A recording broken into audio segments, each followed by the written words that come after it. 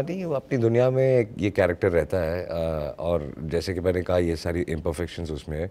तो कैसे अपनी अपनी फैमिली प्रोटेक्ट करने के लिए आप, मैं, हर आदमी जो करेगा, जो जो जो शिवा का जो डिस्ट्रॉयर फॉर्म है, वो कैसे इंसान के अंदर ऑटोमेटिकली आ जाता है अपने अपने अपने अपने फैमिली को प्रोटेक्ट करने के लिए। तो basically he is a destroyer. मैंने पहली जो फिल्म साइन की थी और जो स्क्रीन टेस्ट दिया था, या जो अजय सर ने मेरी फ़ोटोज़ देखी थी, वो that was my first experience. So Ajay sir ही थे जिन्होंने मुझे पहले साइन किया था। एंड बीच में थोड़ा वक्त मिला तो मैंने जाकर वो तेलुगु फिल्म कर ली, लेकिन शिवाय हमेशा मेरी डेब्यू ही होने वाली थी। सिर्फ वो रिलीज़ पहले हो गई। लेकिन बहुत ही ख़ास एक्सपीरियंस रहा है शिवाय का, क्योंकि ऑफ कोर्स मेरी पहली हिंदी मूवी है। बहुत बहुत कुछ सीखने को मिला। अजय सर मेरे को स्टार ही नहीं, डायरेक्टर भी हैं। तो उनका जो हमेशा से गाइडेंस रहा है वो बहुत ही महत्वपूर्ण रहा है मेरे लिए। एंड बस अब आशा कर रही हूँ कि कल जब रिलीज़ होगी फिल्म तो बहुत सारा प्यार मिलेगा ऑडियंस से।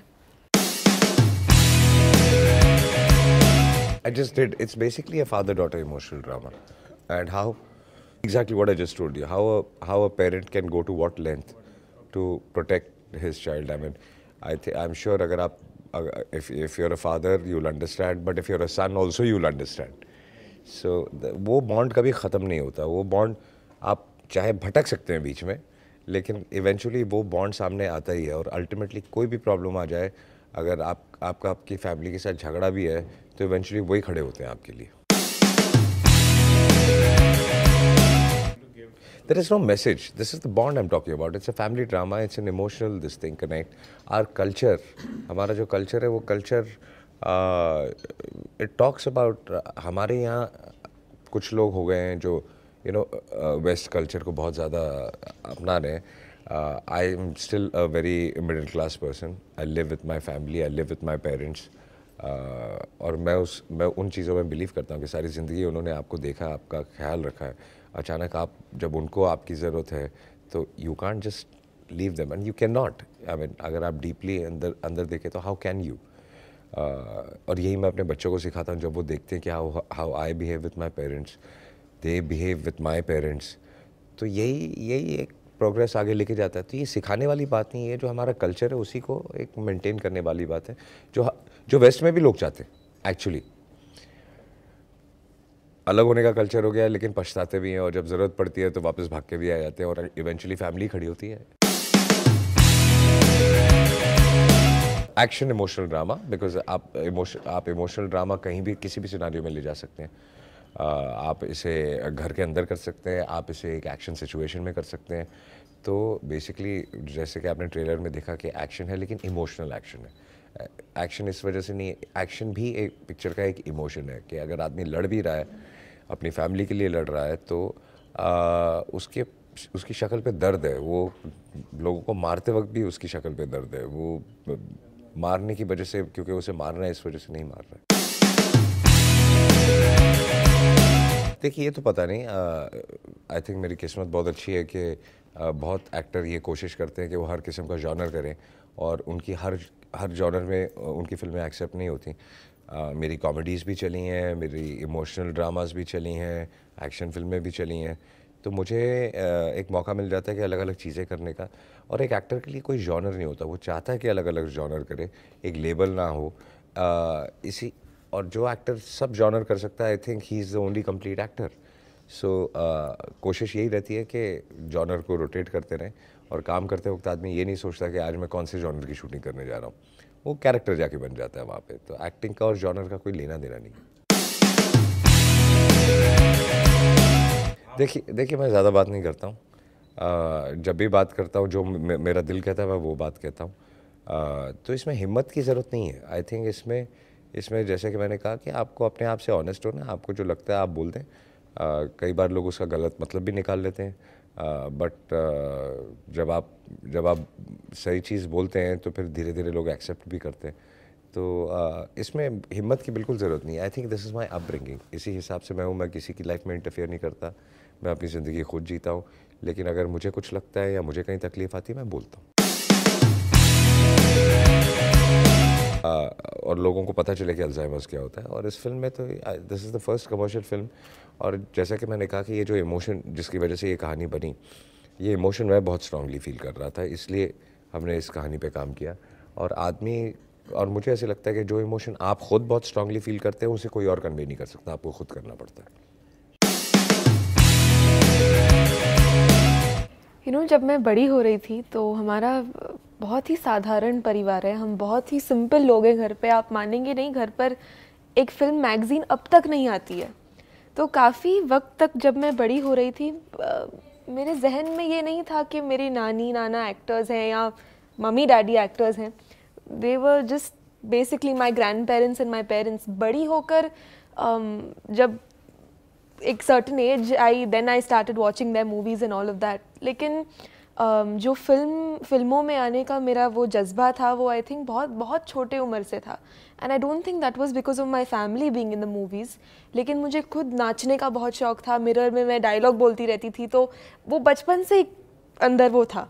सो आई थिंक वो खुद ही पैदा हो गया। And later I watched my the movies of my grand parents and father. No, I'm not feeling any pressure. I know what we've made. I'm concentrating on my film. भगवान करे दोनों फिल्में चलें, और वो तो ऑडियंस डिसाइड करेगी फिर कौन सी ज़्यादा अच्छी है तो कौन सी ज़्यादा चलेगी। But it's good for the industry that all films work. मैं तो कहूँगा कि मेरे यहाँ आए पहले। आप क्या करेंगे मेरी जगह? एक फिल्म शुरू हो रही है जिसमें मैं नहीं हूँ, but because it's a heroine oriented film, वो जनवरी में शुरू होगी।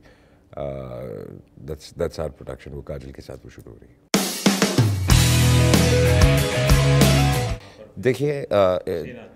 देखिए आपको भी उतना ही पता है जितना मुझे पता है। अब कल तक कुछ और स्टेटमेंट चल रही थी, आज कुछ और स्टेटमेंट चल रही है, तो आप और मैं इसके बारे में कमेंट नहीं कर सकते। या तो आपको पता करना चाहिए कि असली में हुआ क्या था। कल तक ये बोला जा रहा था कि बोला गया है, आज ये बोला जा रहा है कि खुद डिसाइड किया गया है। तो सही क्या है मुझे पता नहीं, तो पहले सही बात क्या है वो पता चल जाए, फिर मैं उसके बारे में बोल पाऊँगा। आधी फिल्म की ज़रूरत थी बाहर। जो आधी फिल्म है वो इंडिया से बाहर जाती है, और जो पहली आधी फिल्म है वो हमने यहाँ लैंडोर में और हिमालय में शूटिंग की। उसके कुछ सीक्वेंसेस वहाँ शूट किए, क्योंकि ऐसा नहीं है कि यहाँ ऐसी खूबसूरत लोकेशंस नहीं है, बट क्या होता है कि उन जगहों पे पहुँचना बहुत मुश्किल हो जाता है, उसके आसपास रहने की जगह नहीं होती, तो कई बार एक्सेसिबिलिटी का प्रॉब्लम हो जाता है, लॉजिस्टिक्स का प्रॉब्लम हो जाता है। इसलिए आप ऐसी लोकेशंस कहीं ऐसी जगह पे ढूंढते हैं जहाँ आप पहुँच पाएँ। तो that was the only reason. बाकी काफ़ी शूटिंग यहाँ हुई है, लैंडोर से ऊपर हुई है। नहीं, पहले 90s में सिनेमा इतना अच्छा नहीं था, क्योंकि सब फिल्में बहुत ज़्यादा बना रहे थे और बिना वजह बना रहे थे। बट आई थिंक पिछले 8-10 साल में काफ़ी बदलाव आया है। लोग कोशिश कर रहे हैं अलग फिल्में बनाने के लिए, अच्छी फिल्में बनाने की, और क्योंकि ऑडियंस भी हमारी काफ़ी बदली है। इंटरनेशनल एक्सपोजर मिला है, उन्होंने देखा है कि बाहर कैसे काम होता है, टेलीविज़न और सोशल मीडिया पे देखा उन्होंने हर चीज़। तो अब सडनली एक कंपटीशन हो गया है कि हम उतना ही बेहतर काम करें जो इंटरनेशनल लोग कर रहे हैं। ऐसा ज़रूरी नहीं कि कहानी वाइज वो हमसे बेटर काम कर रहे हैं, बट कुछ चीज़ों में वो ऐसे लगता है कि जैसे लोग एक्शन की बात करते हैं।